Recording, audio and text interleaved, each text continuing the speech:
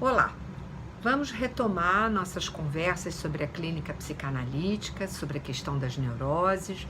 Eu vou, como eu havia prometido, falar sobre a fobia mais à frente. Eu estou nesse momento me ocupando das diferenças e das especificidades da neurose histérica e da neurose obsessiva. Mas hoje eu gostaria de tratar de uma questão que me parece bastante importante, que não é muito comum quando a gente está falando das neuroses, a gente se ocupar, mas que é um pouco delicada, talvez, que se trata da questão da resolução da transferência, ou seja, aquilo que responde por uma possível finalização da análise. Para a gente poder falar desse assunto, seria interessante colocar que o que determina que alguém busque um psicanalista é sempre alguma perturbação na vida do sujeito que faz com que ele, de alguma maneira, se veja diante de uma vacilação das suas muletas imaginárias que permitem que ele se conduza na sua vida cotidiana. E o que determina que se inicie uma análise não é o simples fato desse sujeito buscar um psicanalista. E ele o faz, vocês vão ver nos outros vídeos mais antigos, por N razões, né? Ou porque foi indicado, ou porque escutou falar, enfim, são muitas as razões. O que determina que a análise se inicie é justamente o fato de que alguma coisa nas entrevistas preliminares possibilita que o sujeito se dê conta minimamente de que aquilo pelo que ele buscou a análise, que é isso que eu estou chamando de uma perturbação na sua cena no mundo, né, na sua vida cotidiana, esta perturbação retorna de uma outra maneira quando o sujeito se dá conta de que há algo nele que o psicanalista pôde apontar naquele discurso que ele trouxe e que de alguma maneira o faz ver e ouvir algo do seu inconsciente. Então, quando o sujeito se dá conta de que a sua queixa não é de fato o único motivo que o trouxe à análise, ou melhor dizendo, que a sua queixa é exatamente aquilo que escamoteia a razão da sua perturbação, ele pode, pelo encadeamento dessas sessões de entrevista, poder depositar no analista uma confiança e uma suposição de que esse psicanalista saiba e possa eventualmente apontar o que exatamente se passa com ele, né? Então, esse movimento que faz com que o sujeito se coloque novamente na mesma posição que foi a sua inauguração no campo da fala e da linguagem, em termos inconscientes, né?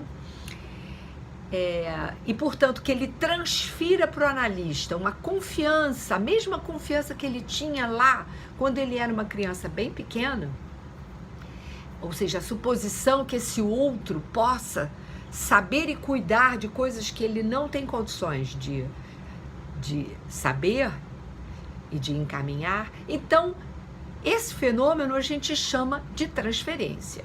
Então, a neurose do sujeito, de alguma maneira, com o estabelecimento da transferência, é recoberta por aquilo que a gente chama de neurose de transferência, que permite que uma análise se inicie. Bom, isto que acontece no início da análise, de certo modo, retorna ao final. O que retorna ao final?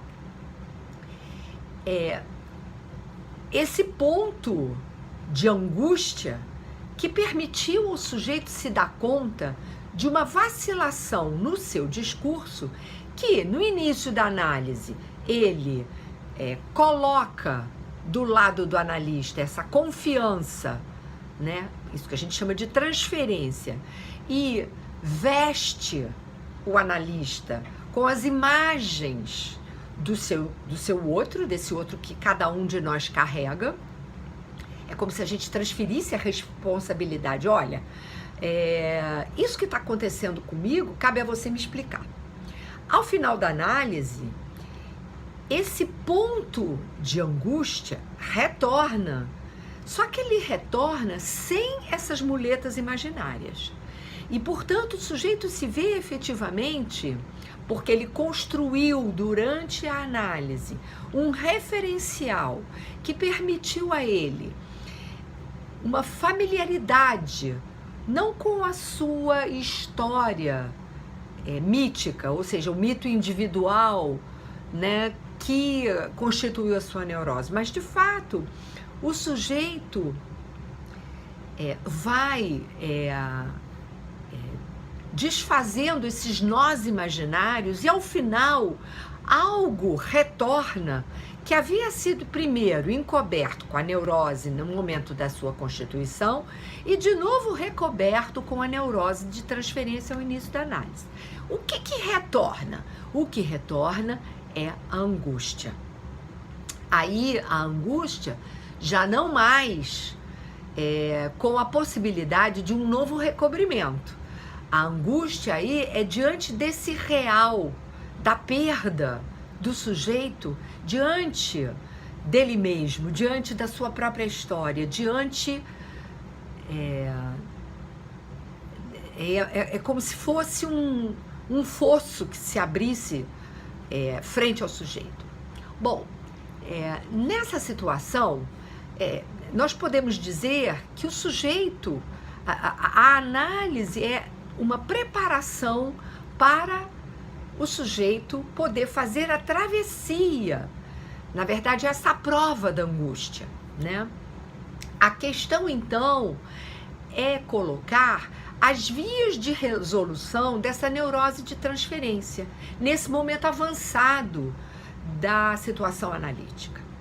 Nesse ponto, o analisando pode ou não aceitar fazer essa travessia, né? Na verdade, isso não vai resultar de uma escolha consciente. Eu vou ou não vou fazer a prova da angústia. Não é isso, mas é um movimento inconsciente, né? Que é muito particular a cada experiência de análise. E também isso não quer dizer que ocorra numa temporalidade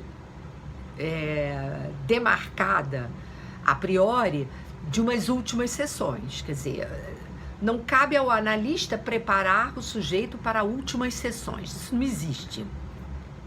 Mas é algo que resulta da própria experiência transferencial e que pode ou não decidir sobre o término da análise, né? O que está em jogo aí? O que está em jogo é a resolução do sintoma neurótico. E desse sintoma que é a própria transferência. Então, o sintoma neurótico ele vai sendo desbastado ao longo da análise e ao final resta fazer o descosimento, se a gente quiser, da transferência, né? A maneira como o analisando enfrenta ou não essa passagem vai decidir sobre, e isso é muito importante dizer, sobre o término do seu sofrimento neurótico ou quando acontece do sujeito interromper, porque ele não suporta a angústia que é provocada aí, ele quer manter um outro imaginário, né, a que ele se referenda, ele não quer ficar sozinho com ele mesmo. O que acontece é o recrudescimento do sintoma. Então, quando a prova da angústia não ocorre, a neurose de transferência permanece, são aquelas análises intermináveis, né? E a possibilidade de um bom termo da análise, na verdade, fracassa, né? Então, pode acontecer do sujeito insistir em permanecer na análise, e pode acontecer dele interromper efetivamente a análise, sem tê-la terminado.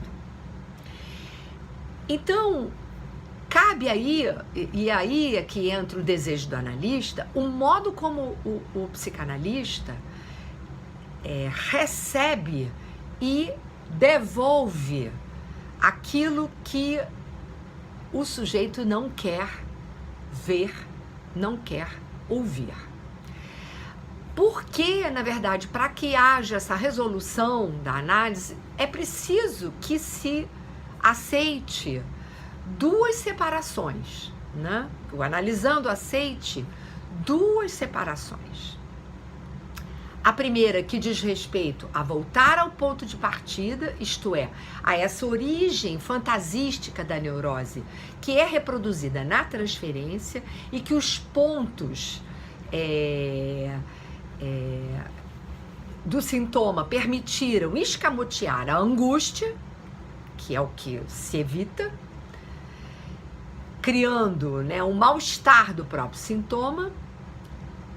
E um segundo ponto, né, que é efetivamente uma segunda separação, que é essa separação da figura do analista, né? E que coloca em jogo justamente a questão da fantasia, né? Esse ponto, talvez, o ponto de maior dificuldade. E que o analista, pelo seu silêncio e suas intervenções, os elementos fundamentais da fantasia, o psicanalista vai poder fazer ressurgir a partir desse desejo desprovido de demandas, que é o desejo do analista.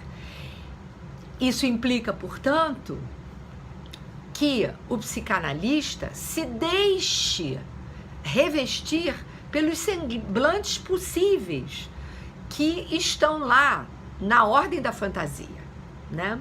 E a gente vai retomar essa questão no próximo vídeo. Até lá!